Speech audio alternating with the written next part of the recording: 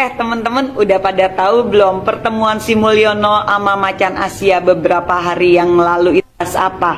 Gua dapat informasi yang cukup valid. Ternyata gitu ya, bukan Macan Asia loh yang mengundang Mulyono untuk makan bersama di rumahnya, melainkan Mulyono lah yang meminta kepada Macan Asia untuk datang ke rumahnya.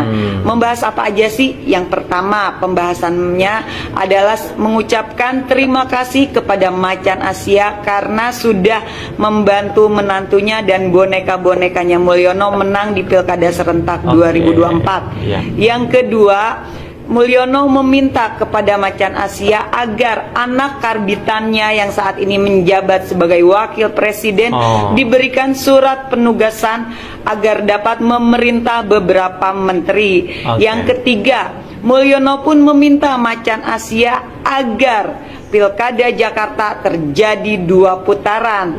Lalu yang gilanya lagi nih, gitu kan, ternyata Mulyono pun meminta campur tangannya Macan Asia untuk merebut atau mengambil alih partai Banteng. Aduh gila ya gitu ya, permintaannya si Mulyono nih pada konyol-konyol semua ya, terutama permintaan dia untuk mengambil alih partai Banteng. Mulyono, gue ingetin ya, nggak semudah itu Fulgoso buat mengambil alih merebut partai Banteng. Lu kira partai Banteng itu partai ecek-ecek, partai kaleng-kaleng gitu yang bisa seenaknya lu rebut? Ingat, yang lu hadapin siapa? Ya, kalau lu mau merebut partai Banteng, berpikir dulu Mulyono ya. Dan pantesan aja nih ya, sekarang di Jakarta bertebaran spanduk-spanduk yang bertuliskan Partai Demokrasi Ilegal Indonesia. Banyak oknum-oknum ya, mungkin orang-orang suruhannya si Mulyono yang menyebarkan isu bahwa PDI Perjuangan adalah partai ilegal. Artinya jika PDI Perjuangan adalah partai ilegal, si Mulyono dan anaknya ketika menjabat sebagai wali kota dan menjabat presiden 2 periode ilegal dong. Kalau begitu boleh dong gua sebagai warga negara nggak perlu mengakui bahwa si Mulyono adalah mantan presiden Republik Indonesia. Lah kan terlahir dari partai ilegal. Makanya gue bilang buat kalian itu coba dong otaknya pada dipakai, jangan asal-asalan aja ketika bertindak. Lu pada narasiin PDI Perjuangan partai ilegal, ya tinggal gue balikin. Artinya si Mulyono pun ketika menjabat sebagai presiden, sebagai wali kota sama dengan anaknya ilegal juga. Kenapa Mulyono lu sakit hati ya? Udah ditendang gitu sama partai Banteng secara tidak hormat. Gila ya, kasihan banget. Sejarah mencatat baru pertama kali loh gitu ya, mantan presiden dipecat secara tidak hormat dari sebuah partai. Dan buat partai-partai yang lain, silahkan tuh pungut si Mulyono yang udah jadi sampah dari partai Banteng, karena Banteng nggak perlu orang yang seperti si Mulyono. Oh iya, gue mau ngingetin nih buat Macan Asia agar berhati-hati dengan Mulyono. Karena apa? Mulyono itu bukan sekedar serigala berbulu domba, tapi Mulyono adalah Lucifer. Ingat itu, Mulyono itu Lucifer. Jadi berhati-hati. Orang yang sudah jelas-jelas mengangkat harkat, derajat dan martabatnya Mulyono beserta keluarganya aja bisa ditusuk, bisa dihianati secara terang-terangan. Dan ini tidak menutup kemungkinan bisa terjadi juga dengan Anda, Macan Asia. Berhati-hatilah, Mulyono bukanlah manusia, tetapi dia adalah Lucifer. Oke? Halo teman-teman, kembali lagi bersama saya di channel ini. Salam NKRI harga mati. Nah teman-teman, dalam video ini ada sebuah cuplikan dari Deddy Siregar yang mengatakan Jokowi makin ngawur, minta Prabowo rebut PDIP dari Ibu Mega. Nah teman-teman, kita akan bahas beberapa komentar yang memang membahas mengenai tentang dimana Jokowi minta si Prabowo untuk merebut partai PDIP dari Ibu Mega. Itu menurut kita sangat mustahil ya teman-teman akan hal tersebut ya.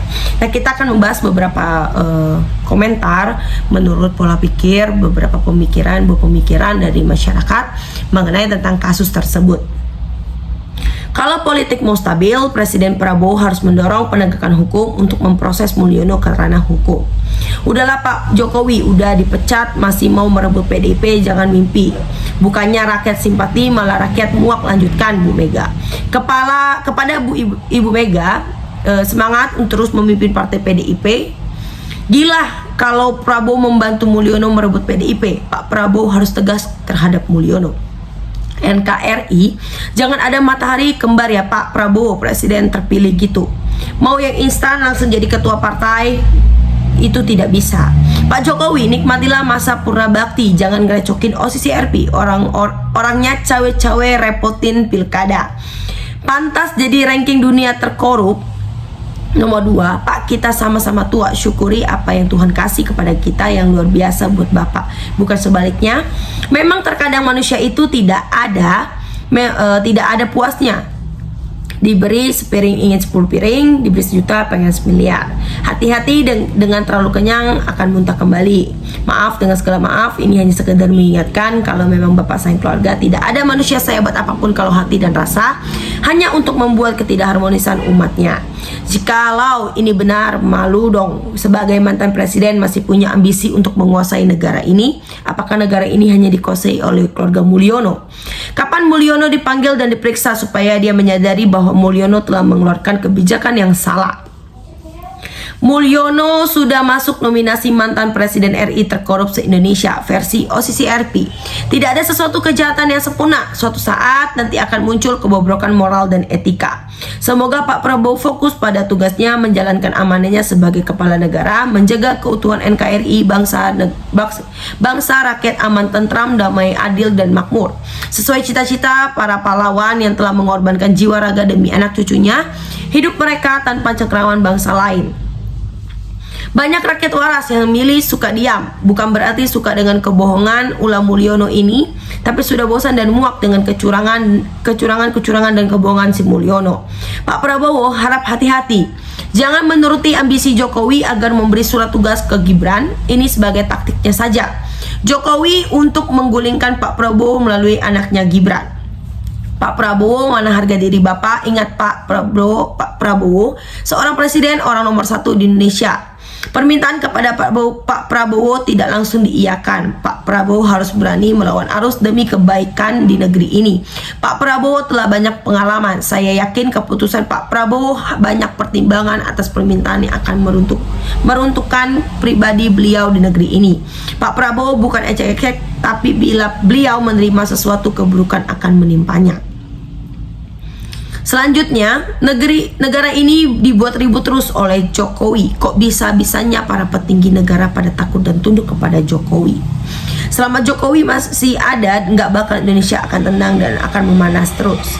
Ini sudah sepekan tidak ada tindak lanjut meriksa Jokowi, berarti KPK ini bener bikinannya. Kayak nggak punya harga diri, jauh-jauh dari Jakarta datang ke rumah Mulyono. Emang dia siapa? Saya sarankan kepada Pak Presiden, jika Bapak tidak sesuai janji pada rakyat dan memberi tugas kepada Wakil Presiden pada rakyat, rakyat pasti kecewa.